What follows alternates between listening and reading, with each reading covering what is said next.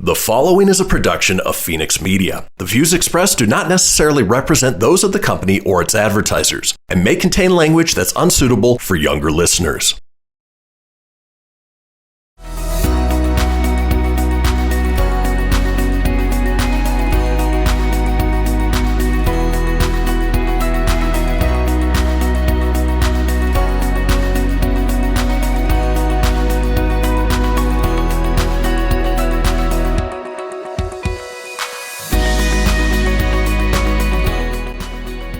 Welcome to the Dogish podcast, the only podcast dedicated to dog parents and the topics, events, and personalities impacting their lives.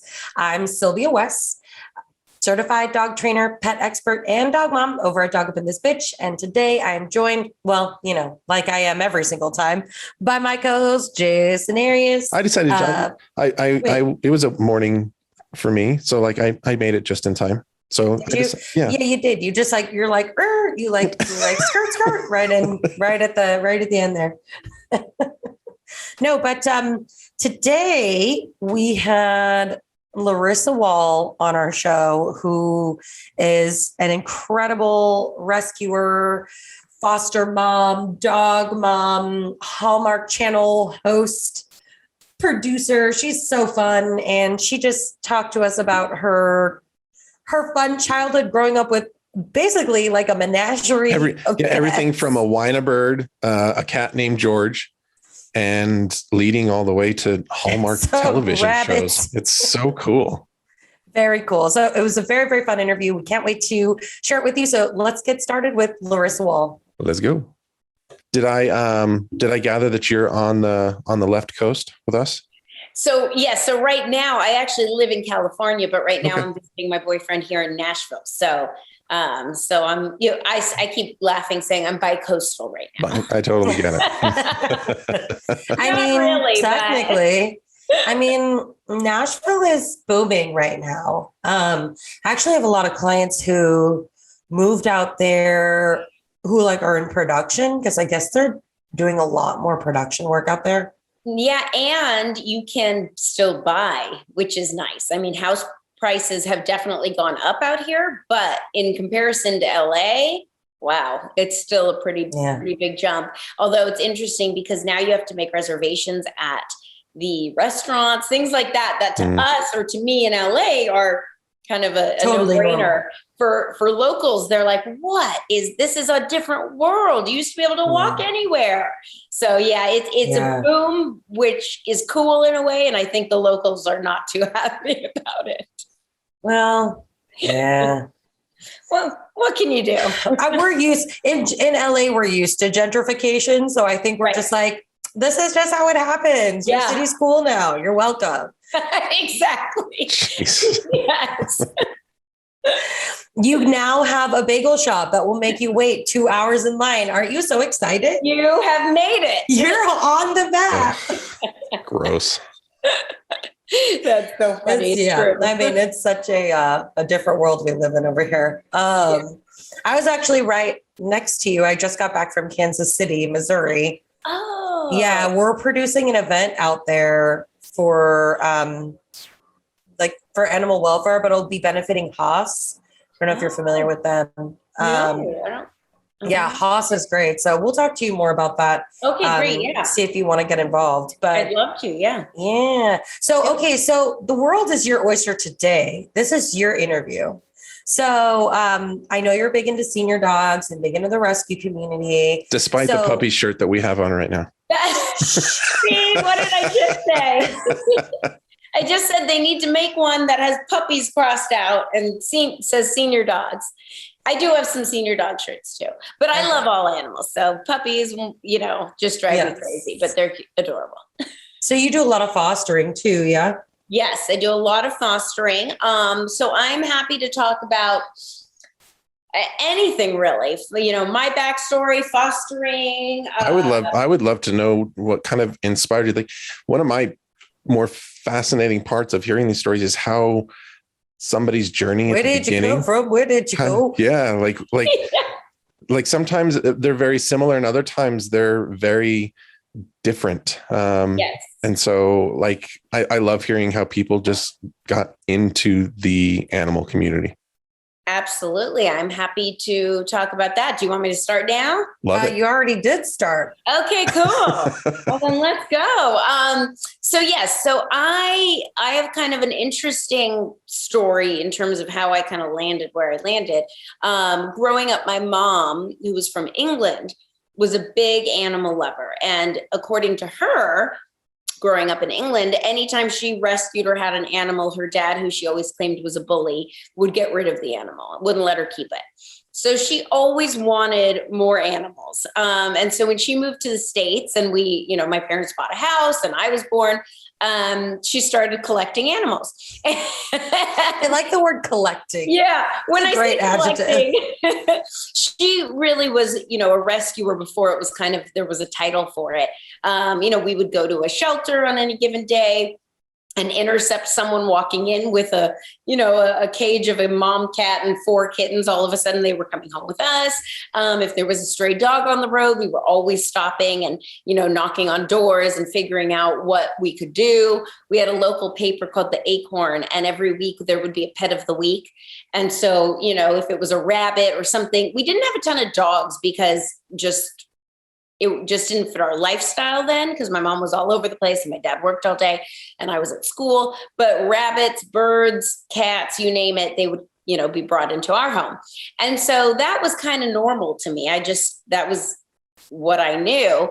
And I always like to tell the story about when we did go to a shelter and actually get to kind of walk in and maybe pick out a new pet because, we had room for no more, but that never stopped us. We would, look through the kennels. It was usually in the cat room. And I would always be drawn to the cute little fluffy kitten that, was just this adorable little nugget. And my mom would say, no, because someone else will adopt that one. We're going to go home with this 18-year-old cat with one eye, one leg, missing fur, can't hear, can't see, and might, pass on in a month or two. That's the one we're taking home. And as a little kid, I was like, oh, it's not exactly what I, was thinking, but okay. And, I'm very thankful to her now for instilling in me that whole kind of value of the, always helping the ones that truly need it most, because we know, in rescue, not every rescue animal is alike. A lot of times the kittens, the puppies, the really cute, fluffy ones will fly off the adoption floor. Whereas the seniors, the behaviorally challenged, the medical challenge, whatever it may be, the ones that just aren't that cute.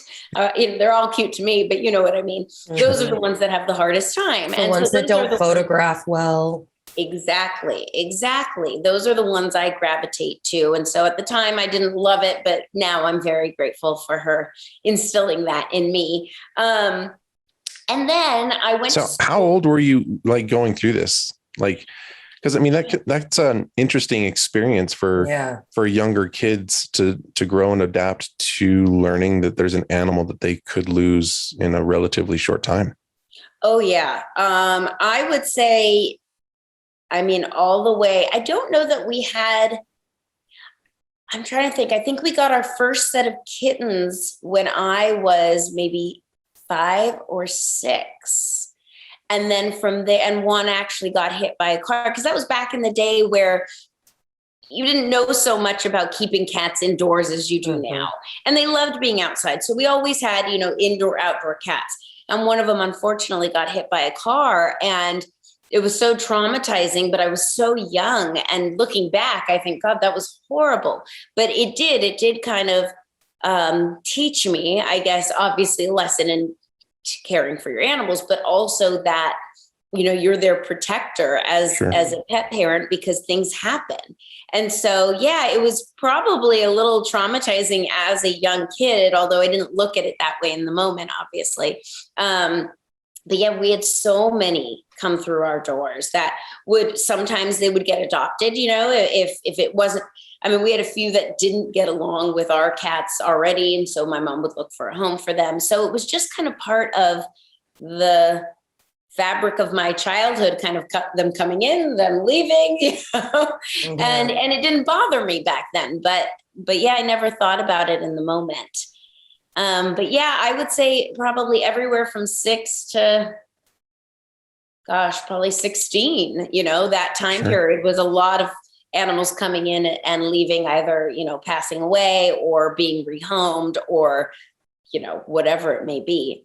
Is there one in particular that you remember? Oh gosh, yes. Well, one that there was there was one cat named George that I loved.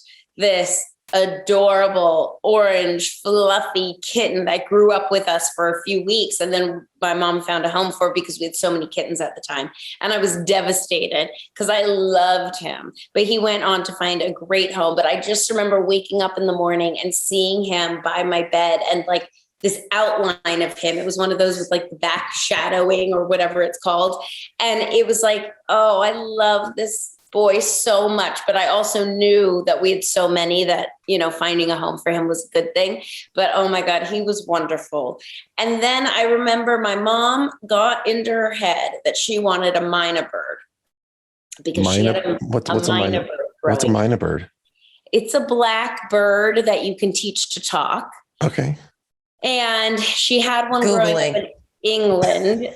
I mean, yeah, I didn't know anything about mynah birds, except she wanted to get a mynah bird and teach it to talk. So we ended up, mind you, my dad was not an animal person. So every animal that got brought into our house was snuck in. and of course, that's a really hard secret to keep. I know. Like, was there like a room where dad just wasn't allowed to go? Like, I'm going to go in here. No. That's my office. Stay away. So as it sounds like Dr. Dolittle in there. He would come down every morning the way our house was positioned. He would walk down the stairs, and my mom had built a little, because then she got into rescuing rabbits, and 1 rabbit and 2 rabbit turns into 18 rabbits really quickly. So we had this little side run that she kind of, built up to be the rescue rabbit run. And he would come down and stand by the window inside the house and look into the run and count every single morning to make sure we hadn't stuck more in. And yeah, there were always... Oh, bless your dad's heart. And he was allergic to cats. And I'll never forget this one fight he and my mom got into. And I was probably maybe 8 or 9, because I remember the friend that I was best friends with at the time. So it was probably 8 or 9. And I remember hearing them fight about something. And all of a sudden, my dad said, "It's me or the cat." And my mom said, "The cat." And I remember just kind of like, what do I do? I mean, she made it really clear where he stood. I am pro this conversation. Yes, God love him. Oh my God, he put up with a lot. And so the mynah bird, I just remember my mom taking me to some, I don't even know, office building. We met this guy. She got the mynah bird. It was like this undercover operation. We took him home. We had him for, not long before my dad discovered there was a bird in the downstairs room. Jeez. And then we were going away about a month later. And my mom found a bird store nearby that would take him and watch him and care for him while we were gone. We were gone for a couple of weeks. And we got back, and the poor mynah bird, I don't know what had happened. It was not doing well and had to be put down really quickly. Oh. And I remember that, obviously not the happiest of stories, but I just remember the turmoil of saving this bird. And then, my mom knew we were going out of town, but it didn't matter. We were going to save this bird, and then that happening. So that's obviously a story that I'll never forget, and taught me a lot at a young age regarding, trying your best, but also knowing kind of your limits. And what's going to be best for the animal, because I think my mom had just taken on too much. And then I'll never forget one other story where... Okay, wait, hold on. We have to take a quick break. Yes. But one other story when we get back. I feel like this is just going to... And then one other story, and then one other story. This is Mario Andretti. You know me as a race car driver. but I'm also a Meals on Wheels volunteer. I've raced against the sport's biggest personalities, but I've never met more vibrant, amazing people than the seniors served by Meals on Wheels. You can make a difference by dropping off a hot meal and saying a quick hello. So, America, let's do lunch. Volunteer your lunch break at americaletsdolunch.org. This message brought to you by Meals on Wheels America and the Ad Council. People been saying to your friend, get a different face, and posting on their feed, they're super ugly. The things they say to them online are cruel and they're not true. So tell your friend, I'll stand up for you. Don't worry, I know what to do. Know someone being bullied online? You can be a witness and make a difference by letting the world know it isn't cool and by letting your friend know you care. Learn more at eyewitnessbullying.org. Brought to you by the Ad Council. Hope you enjoyed your meal. And I just want to say, he's lucky to have a brother like you. Lucky? Caring for my brother is far from easy. But he's a part of me, like my arms and legs, so I'll be his. No time for tired. Nothing can disable this love. He needs me, but I'm the lucky one, even though I need help now and then. If you're caring for a loved one, visit aarp.org/caregiving for care guides and community. Support for your strength. Brought to you by AARP and the Ad Council. Most of my family, they never graduated high school, so I'm trying to break that barrier. My daughter, Brooklyn, was also a motivation for me to go back to school. Every day after work, went straight to school, and it paid off. At age 26, Kareem finished his high school diploma.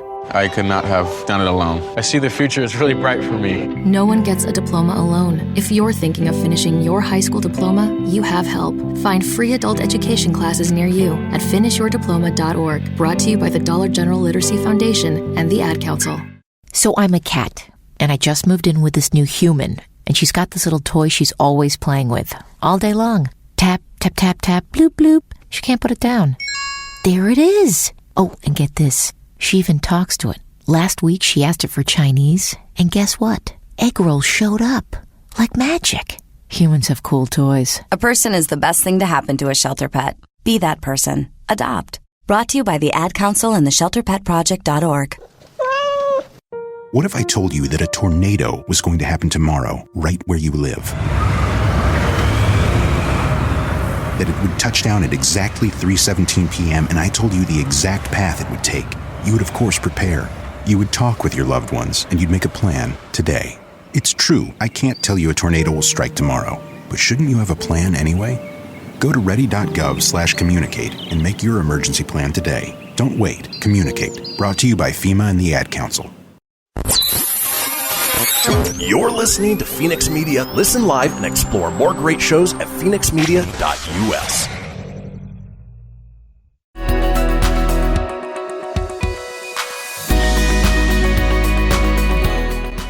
All right, we can just come right back. So, okay, so let's hear this. Yeah, so we've learned about George and the Mind Bird. By the way, I did Google a Mina bird. It is like this little black bird with a mohawk. Very cute. It's if you want to also, if you're like following along, you're like, I need to know this bird. It's MYNA, Mina bird. Okay, so let's hear this. Now we've moved the Mina bird. We lost the Mina bird. Yes, and you know, there's beloved bird. Beloved bird. And she had been talking to me about how we were going to get this Mina bird to talk and sing, and the poor thing passed away. Never got a word out of it. Oh my God. That was morbid, Jason. What? What did you say, Jason? He's like, he never got a word out. Oh, rest in peace, Mina bird. We called him Moisha. He was Moisha the Mina bird. Okay, last story on this note. My mom, again, had found some woman who had, I think, 2 rabbits and was trying to find a new home for them. And of course, my mom was like, all right, Larissa, we're going, Dad's at work. Let's go. We'll hide it under one of the other rabbits. He'll never notice. So we go to this woman's house somewhere in the valley of Southern California. We're, getting ready to pack up these 2 beautiful rabbits. And I don't remember why. Again, she was getting rid of them, but I had forgotten something in the car. My mom had a minivan at the time. And, the technology was not like it is now. So she gave me the key to go grab whatever it was in the car. I grabbed it. I left the key inside. I closed the door. And the key was locked in the car. And of course, we had to call my dad to come save us. And my mom was livid with me because were the rabbits already in the car? No, the rabbits were in the house, but it meant we couldn't leave with the rabbits and yet had to explain why we were at this random house in the valley. There are no rabbits in this box. You're crazy. Oh my God. So yeah, those are just some funny stories that I haven't thought of in a while that came to mind. Oh my gosh. I love that. Okay. So talk to us now about like what your role is, what you're doing in the animal welfare community. Yeah, I'm excited to learn like what this has all led to. Like these are fascinating stories, and it's crazy because I've got two boys. I've got a 10-year-old and an 8-year-old, which ironically he's starting at a new school, and one of his teachers is already asking him for advice on what to do about dogs that chew up like headphones and things like that. So hearing your stories and then hearing what it has led to is kind of inspiring to me. So so what have your stories led to? Yeah, I got a little sidelined there in the midst of all that. No such thing. So, okay, my mom put the love of animals into me. Then when I became I became a journalist. So I was an anchor and a reporter and a producer. And I was living in these little kind of, different towns on the West Coast, making a name for myself and getting, my feet wet in the industry. And I was working for the most part morning shows. So I was up at 1 a.m. and I would be working from 3 a.m. to noon. And then I'd have to go back to bed around 5 or 6 in the afternoon. And so making friends was not easy because nobody else, works that schedule. So I started volunteering at shelters because that was something I always loved and did growing up a little bit here and there. And I finally had time to really devote to it. So I started wherever I was living, working or volunteering at, the city, county shelters. And that's when I really saw how horrific the situation was, because it's a revolving door. It's never ending. I'd be so excited that I'd help somebody fall in love with a cat to be adopted. And I'd hear over the loudspeaker, couple with 18 cats at intake. And it was like, oh my God, I got one out the door and here's 18 coming in. And it just really opened my eyes to how we are drowning in animals. And there are good people and there are bad people, but it doesn't matter when you do the math. There's nowhere for them to go. A lot of shelters are great. A lot of shelter workers are great. A lot are there for a paycheck and aren't there for the animals. But regardless, you can have your heart and soul in it. And there's just not enough homes. There's not enough space. And so that's what really got me started even more in the animal welfare world and just kind of speaking up and doing what I could. And so using my news platform, I was always trying to bring awareness to amazing people in the communities doing great work or, horrible situations going on that were kind of being unreported or, the shelter implementing a new cool program, whatever it was. I was always begging my news directors to let me do some fun or just interesting stories on the animals of the community. And, sometimes they'd say yes. A lot of times they were like, nobody cares. It's not, if it bleeds, it leads is the thing. People care about, crazy, horrible situations in local news. They're not always that interested in feel good and fluffy kittens. And so, I did what I could, but I kind of quickly became in every city known as the go-to animal person. And then when I ended up over at Hallmark, I was solely working behind the scenes as a producer. And then they decided as a network that they wanted to do more animal rescue content. And I was like, okay, sign me up. What can I do? I have contacts, I have story ideas. I can put together, pitches, whatever. And basically the amazing CEO at the time was like, great, make it happen. It was kind of like, I like you, you know what you're doing. This is obviously your wheelhouse. You know how to be on camera and behind the camera. So make it happen. And so it was a crazy couple of years making it happen and growing the Adoption Ever After initiative, which was Hallmark's big, animal saving mission. And it was crazy. It was busy. I had no time to breathe, but it was wonderful. And it was such an amazing accomplishment. And it helped save, through my efforts on the show, Home and Family, we found a little under 2,000 animals a home. But I know that the ripple effect was much larger because I had amazing people writing to me saying, I never even thought about not going to a puppy store or a breeder. That's all I ever knew growing up. But because of you, I went to my local shelter. Things like that made me just so happy and proud. So I know that it really did open people's eyes up to the issue that maybe most of them never knew about. Yeah. So that's how the stepping stones led me to kind of, what I was doing over at Hallmark. I think that's such an important aspect about the rescue community is that, we've seen it a lot, and we often want to lead with, and you brought it up, if it bleeds, it leads, right? And so we share these horrific stories about the animals, but it doesn't, I don't know that inspires people to adopt. Like that, to me, that inspires fear. Like, oh my God, well, what if something is wrong? What if they would attack my kid or anything like that? So what you've done, like really to flip it on its head and show those positive stories and the love that becomes behind rescues and getting rid of that stigma, like that's my heartstrings right there. Love that. Thank you. Well, it's a good point. I was inspired by the Sarah McLachlan commercials, which you're bawling by the end of it. And so I kind of expected everyone to feel that way. But after being in this world so much, I've realized a lot of that can be a big turnoff to people. And interestingly enough, working for Hallmark Channel, which, is white picket fences, everybody's happy. Totally. There's the happily ever after at the end of everything. It kind of forced me in a way that wasn't natural at first to always make sure things were in a positive light. That it felt good.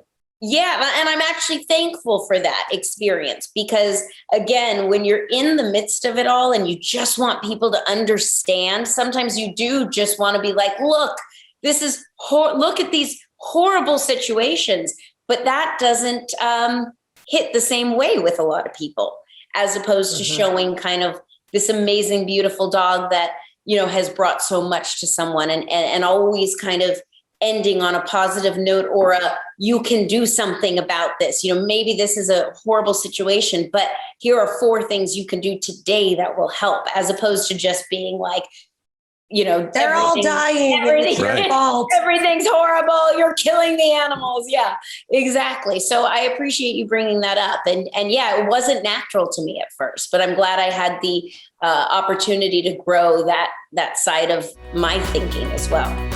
Okay, we're going to take a quick break. And we'll be right back.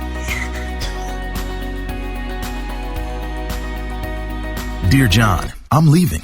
Uncontrolled high blood pressure is serious, and I can quit whenever I want. Why can't we get back to when you checked on me? I don't want to leave, but remember, when I quit, you quit. Sincerely, your heart.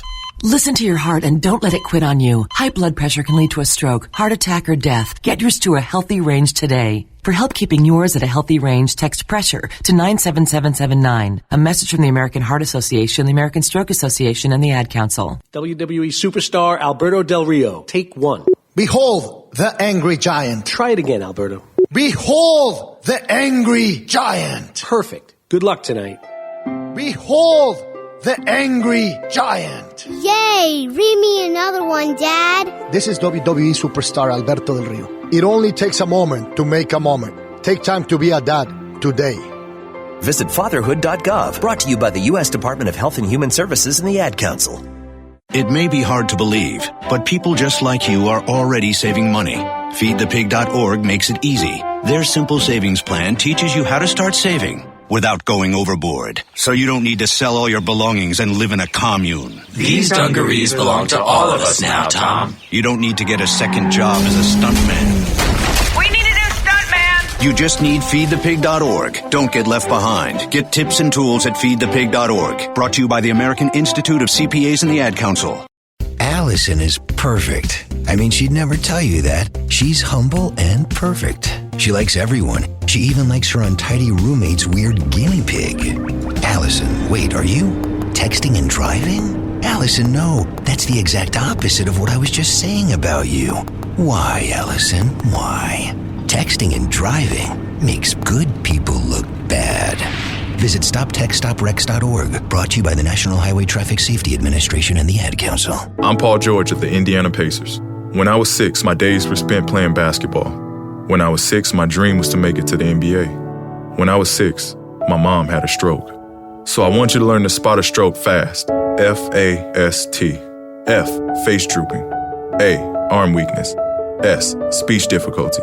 T, time to call 911. I'm Paul George. Spot a stroke fast. Visit strokeassociation.org. Brought to you by the American Stroke Association and the Ad Council. My name is Lola Silvestri, and I'm going to be 95 this year. I was very independent. I fell, and I had to have Meals on Wheels.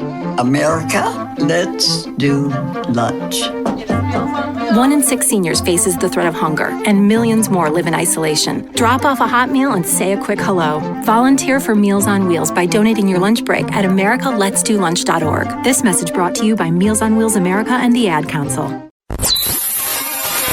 You're listening to Fenix Media. Listen live and explore more great shows at fenixmedia.us.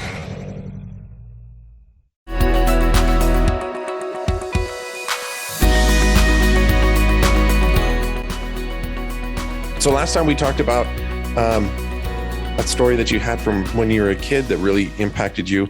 So let's fast forward now to we're doing things with Hallmark and we have these amazing animals that we're featuring. Is there a story in there that has really left an imprint on your heart?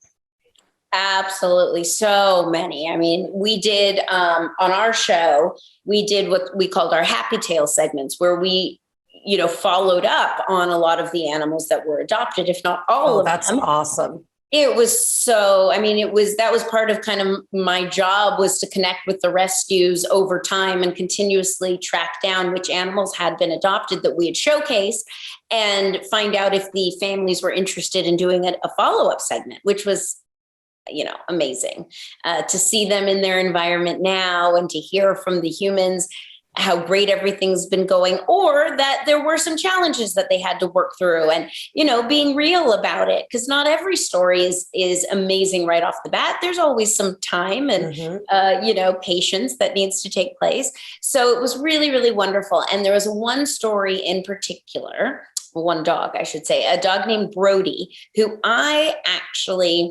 so that same CEO that gave me this amazing opportunity really liked this dog that I posted on Instagram from my local shelter in LA, or one of the local shelters. And so I just thought, I think that's a sign I need to pull this dog out. I need to, maybe he'll adopt Brody, maybe someone else will, but it was just a sign for me. So I pulled Brody out of the shelter. Brody was this white or cream looking Cocker Spaniel mix. He looked like the dog from Neverending Story, Falcor. He looked just like Falcor. And he was sweet as can be, but he had this huge fatty mass on him. He was older and he had this huge fatty mass kind of on his abdomen. And it was fine. It didn't hurt him or anything, but it didn't look pretty. And I'm sure it would stop a lot of people from adopting him. So we got that removed and he was thriving in my house. And, I started kind of posting him and I showed him on the show once as an adoptable dog. And I think I got a few people that wrote to me asking questions, but none of them lived close by. So I wanted to keep him local. And then I ended up showing him on the show a while later because the poor thing, well, not the poor thing, he was loving life, just was staying at my house and, life was going on and it was great. He was easy as can be. All I can see is Falcor rolled up in front of the table, on the road, like this giant fluffy white dog. That's what he was. He looked just like Falcor. So he came back on the show And I was contacted by a woman who lived down in Corona, California, and she just sounded lovely. And she said, I saw Brody the first time you showed him, but my daughter was getting married. I had so much on my plate. I didn't even think to actually reach out to you. And I figured he had been adopted. I mean, it's been a couple months, and I caught him on the second showing, and I'd love more information. So I connected with her. Of course, you never know if these people are legit or, anything about them. They're strangers. Yeah, exactly. I mean, they're complete strangers. Something about her, I liked this, just felt good. So I actually brought Brody over to her place to meet her and her family. And they couldn't have been lovelier. I mean, it was like walking into a Hallmark Channel movie house on a set. I mean, everybody, she baked me cookies. We chatted. She had she had a couple other rescue dogs, a rescue cat. All her kids were over. She had already made a name tag for him. I mean, this was before I even knew if I was going to leave him with them. She knew. I have the chills. She knew. And, and I did, because, it was lovely. And I explained that he had marked a few times in my house. So I had his little belly band on, and I said, if that becomes a problem, or if anything becomes a problem, I'm happy, I'll take him back in an instant, no questions asked, don't even think about giving him anywhere else. And we stayed in contact, and Brody just had the best couple years of his life there. He passed on, in a peaceful manner. And she has since rescued, her and her family have rescued 4 other animals of mine. Another dog, and two dogs and 2 cats. So 5 in total. And they are just amazing. And that's just one of those stories where not only did I find these, this friendship, not that we talk every day, but her family is great. They send me cards and letters and texts. But I also was able to find 5 animals, this wonderful home, out of a show that I never would have ever met this lady or anyone in her family. So those are the kinds of things that are just beautiful to me. I just want to sidebar really quick and say that if a Hallmark producer says that your home and family are out of a Hallmark film, that is a very high compliment. It was true. I mean, who has cookies baking for you when you walk in the door? I mean, it sounds maybe a little bit like a show you produced, but it's real life. So that's, that's amazing. It was amazing. And as I said, the Hallmark ending, if you will. 100%. And such a lovely family, and just feel good all the way around. And there are so many stories like that, to be honest, but that one, because they were local to me, and so we have kept in touch so much, is the first one that comes to mind.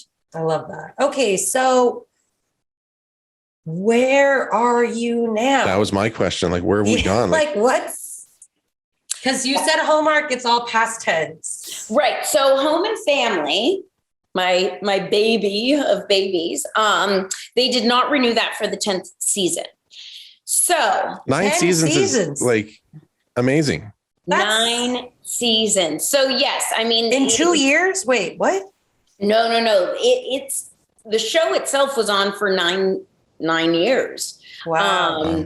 I was part of it for 6. So I was still working in news the first few. And it wasn't until I left news that I got brought into the show. So, excuse me. So yeah, it was, look, anyone in TV or entertainment of any platform knows, all good things come to an end, even though you don't want them to. So it was one of those. It was bittersweet. We absolutely love each other. Both the crew on camera and off camera truly are a family. We still talk. And we're hoping to resurrect the show possibly somewhere else down the line. I was going to say, I think we need a reunion tour somewhere. Listen, maybe a little different, maybe, a slightly who knows, edgier or topical or whatever, but something similar. I don't know. But, we're all kind of continuing our work in our own capacities. And I certainly, animals were my life before the show. It's funny because I think some people thought that was my role on the show, but it really is my role like as a human. So, that's never going to stop. And I also do some freelance work for some other local LA shows and animal shows. So I'm staying busy. But, we all miss each other, but, we stay in contact and hoping, out to the universe that we're back at some point somewhere. So cool. That's the hope. Oh, okay. Somewhere. Oh. So what is going on right now? Like, what other kind of things are you working on, or who are you working with, like shelters, or like what kind of drives your days right now? Oh my goodness. So it's kind of nonstop, so there's a few other shows that I've done some freelance work for, which is To the Rescue, which airs in LA on CBS. There's Animal Zone, which is an awesome kind of, it airs on Cox Cable every Saturday, and it's a 30-minute program that talks and highlights all the wonderful people that are doing great things in the animal world. And then I do segments for KTLA, KCBS, KMBC, all of the different, local stuff when there's something that, that I can discuss on the news channels. And then right now I'm also kind of putting together a show of my own that I'm developing with a few other executive producers that would kind of follow around, kind of similar to what you love to do, kind of traveling the country, working with animals and shelters. So I can't say too much about it, but that is something that we're in the process of. Yeah, you'll have to come back and say too much about it on the next show then. Yeah, I'd be happy to. Let's, again, put that out into the universe that it's going to all come into reality, and I can tell you everything. Very exciting. So I see. No, go ahead. Continue. I was also going to say, I have my 3 rescues. I was just going to talk about them. One of which is here in Nashville, upstairs hiding. And interestingly enough, something that I've been going through with her is a very bizarre behavior change. She's older. She's about, we really don't know, maybe 10, 11. And she's always been my baby, but antisocial. And she's become increasingly more antisocial as the years have gone on. And so that's just an interesting thing that I've been dealing with, because she started getting aggressive with me recently, which was very out of the ordinary. And so I took her into the vet, and she did have some issues with her mouth. So we were handling that. But just a note that from somebody who, tries to stay up to date on everything with my animals and animals around the country, you just never know. It's always a learning process. There's always trial and error. And I was beside myself to see my little baby suddenly, trying to bite me. And so it's, there's always things to learn. And as you know, as a trainer, no dog is like any other dog.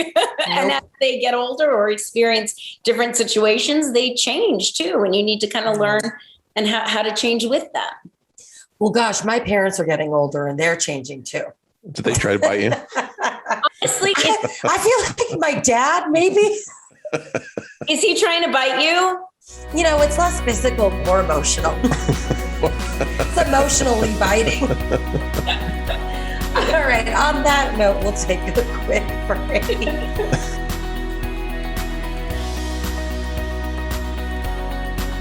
I spend a lot of time in the backyard, and I'm the center of attention at summer barbecues.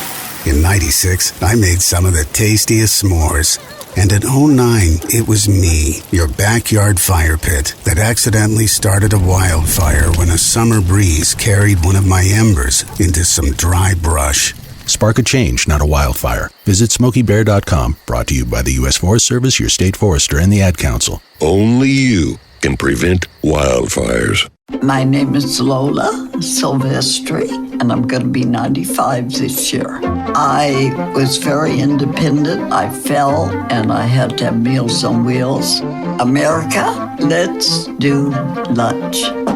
1 in 6 seniors faces the threat of hunger, and millions more live in isolation. Drop off a hot meal and say a quick hello. Volunteer for Meals on Wheels by donating your lunch break at americaletsdolunch.org. This message brought to you by Meals on Wheels America and the Ad Council.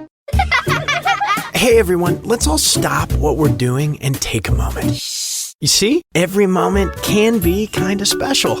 But they can be loud moments, goofy moments, dorky moments, it doesn't matter. Because every time dads like us take a moment like that to spend with our kids, well, it's pretty momentous. So let's take a moment to make a moment. Call 877-4DAD-411 or visit fatherhood.gov. Brought to you by the U.S. Department of Health and Human Services and the Ad Council. This is Mario Andretti. You know me as a race car driver, but I'm also a Meals on Wheels volunteer. I've raced against the sport's biggest personalities, but I've never met more vibrant, amazing people than the seniors served by Meals on Wheels. You can make a difference by dropping off a hot meal and saying a quick hello. So, America, let's do lunch. Volunteer your lunch break at americaletsdolunch.org. This message brought to you by Meals on Wheels America and the Ad Council. You're listening to Fenix Media. Listen live and explore more great shows at fenixmedia.us.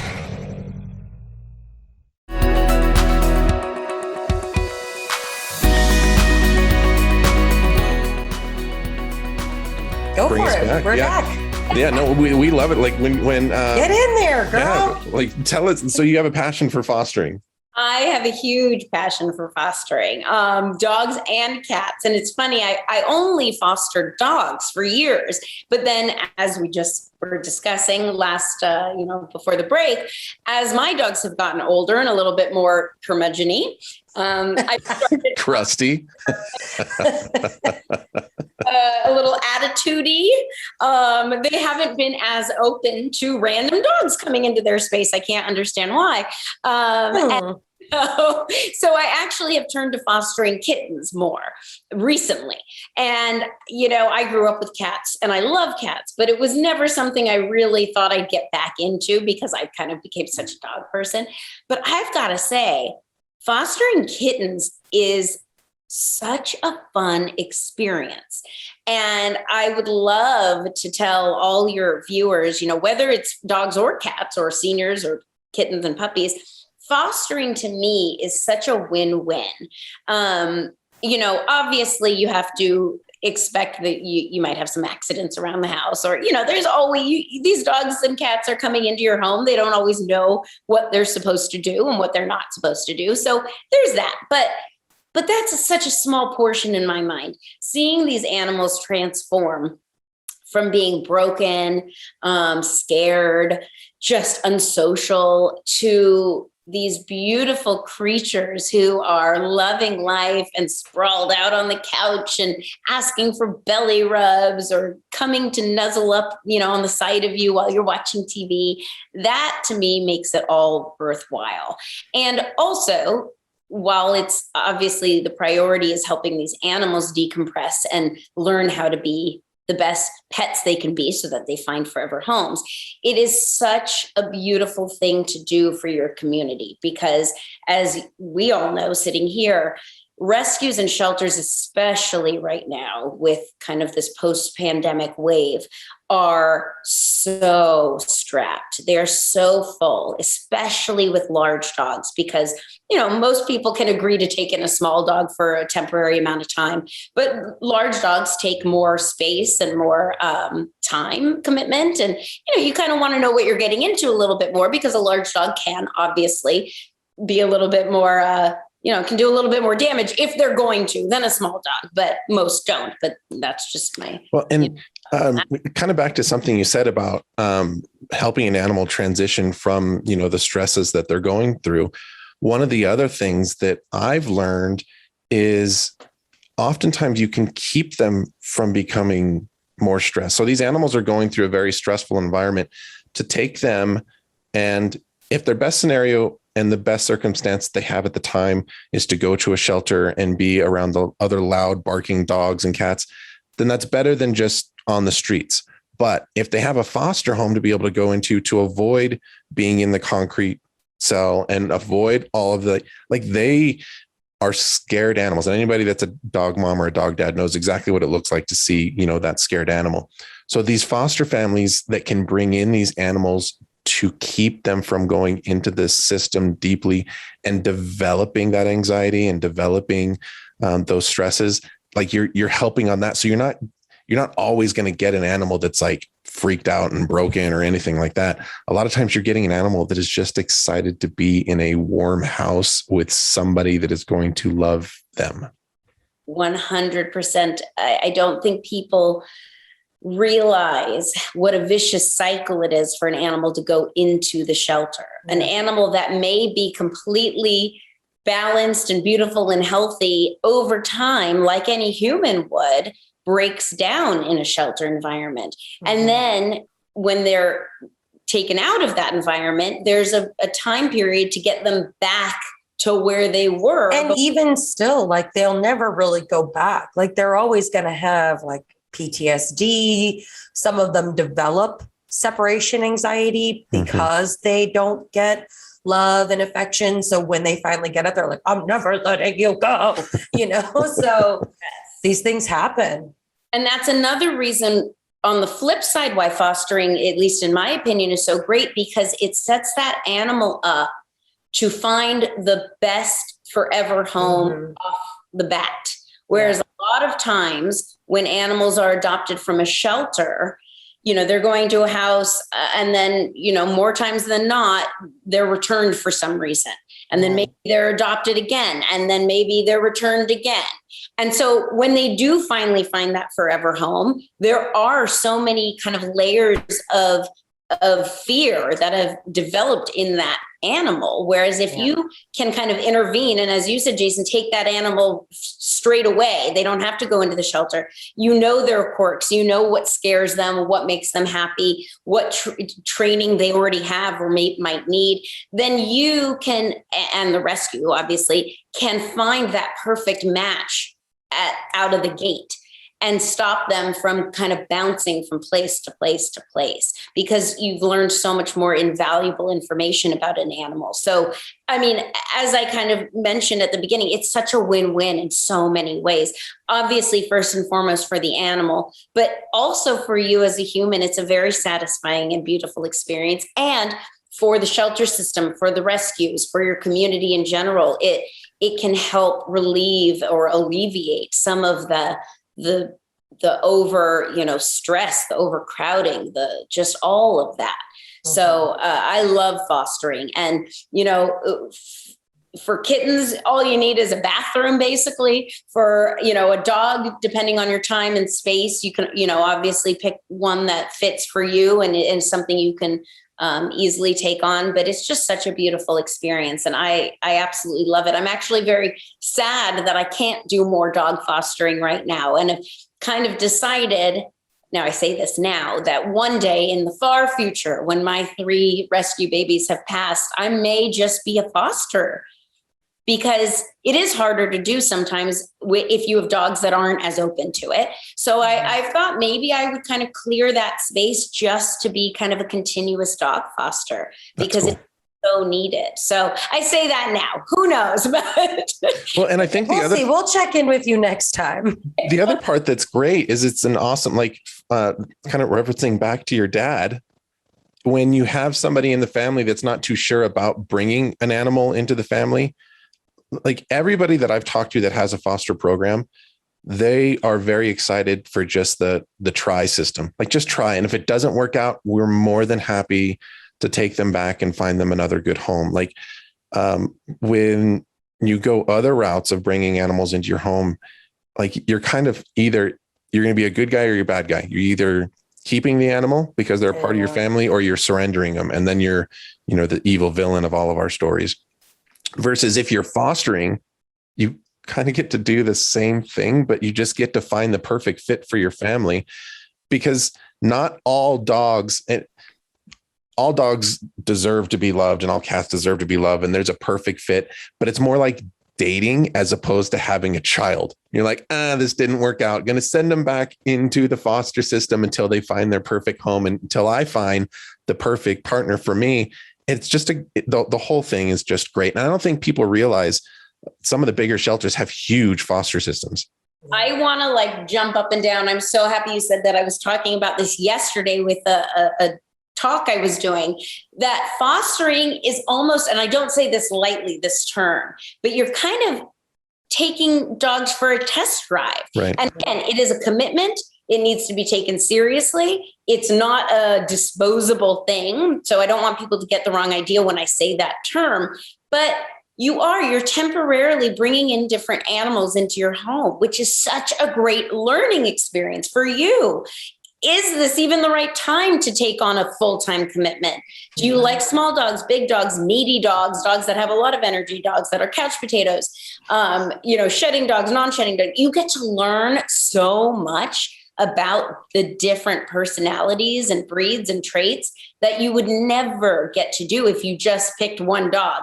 Now that's great too, if you just adopt a dog and that, happily ever after, but it's such a great experience to go through. And sometimes I'll sign up to foster animals with special needs or seniors or, issues I've never even heard of, just for that learning experience. Yeah. Because it gives you so much. Listen, all of our dogs are going to get old one day. Yeah. I look at it like, and this might be because whatever, but like wedding dress shopping, like you're not always going to go to the shelter and find the one and walk out that day and be like, forever. Like, it's contractable on, and that's no big deal. All right. On that note, we have come to the end of our show. Ooh. No. I know. Well, we can't bring you back to do the story that you can't talk about yet until we end the show. So I know. But if you've never heard one of our episodes before, Larissa, we do end our shows in a very special way. Yes. I always love your introduction to this. I mean, I want to pump Jason up, you know what I mean? But it's definitely dog dad joke time. So Jason, do you have one queued up for us today? I do. I'm kind of excited about it. You ready? Yep. Why was the Dalmatian hiding from the cops? He didn't want to be spotted. Literally was just going to say that. I was thinking of something with spots, but I didn't want to be spotted. That's good. Wow. Well, I'm glad I didn't blurt it out. I would have ruined the joke. Oh no, that's why I jumped in. I knew it was one. If I gave you guys enough time, you'd be like, there's something with spots here. So if anybody else is going to use that joke, make sure you don't wait on the punchline too long. Get it out. Just get it out. It's lowbrow. People are going to get it. Just you get it first. I love it. That was a good one. I'm going to have to tell that to someone today. There you go. All right, Larissa, thank you Thanks so much, Larissa. so much for joining us. This was so fun. Excellent fun. Yeah, we'll definitely do it again. Okay, great. Okay. Thank you. Yay. All right.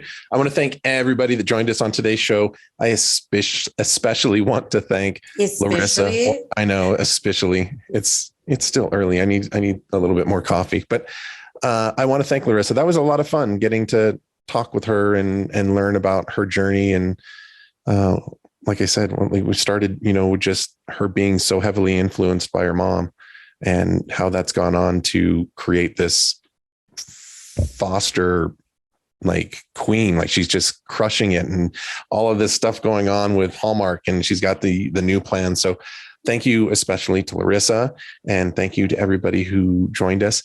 If you haven't already, make sure that you've hit the follow or the subscribe on the podcast, and go to check out Larissa on her Instagram account. It's just at Larissa Wohl, WOHL on Instagram. So she'll be sharing stuff there. And if there's as always, give us a follow at the Dogish Podcast. Yeah. Double down on that one. And then if there's a topic or event or personality that you would love to hear on the show, reach out. Let us know. We're always looking for new ideas that we can put on there.